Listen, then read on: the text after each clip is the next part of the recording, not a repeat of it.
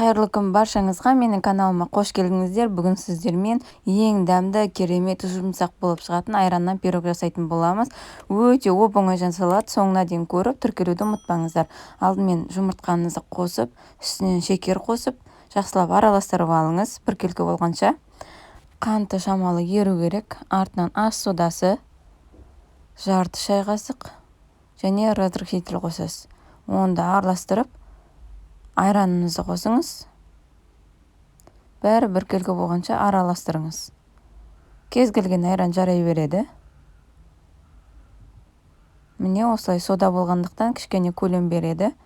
Артынан ұнымызды осылай илектен өткізіп қосыңыз. Барлығында бір келкі етіп араластырып массаға айналдырыңыз. Каналымда басқа да рецепттер өте көп, оңай әрі дәмді жасалатын. Сол себепті каналыма міндетті түрде тіркеліп, жанындағы қоңыраушаны басып қойыңыздар, бірінші шыққан видеоны көру үшін. Осы видео ұнаса лайк басып, пікір қалдырып кетіңіз. Араластырып алып, артынша сұйық май құйыңыз, оны да араластырып алыңыз. Содан табаны алып, майлаңыз. Көп май жақпаңыз, өйткені құрамында бар май. Осы массаны құйып, 180-190 градуста жарты сағатта беті қызарғанша духовкаға салып алыңыз. Көтеріліп, өте дәмді болып шығады.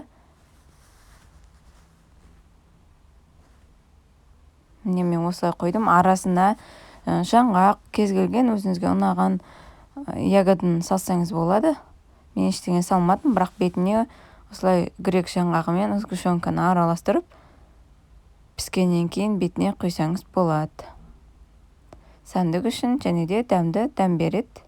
Толық керекті құрамның көлемі төменде жазулы. Міндетті түрде жасаңыздар. Духовкадан шыққан пирогымызға дәл осылай бетіне құйып, қараңыздар, өте әдемі, көтеріліп пісті.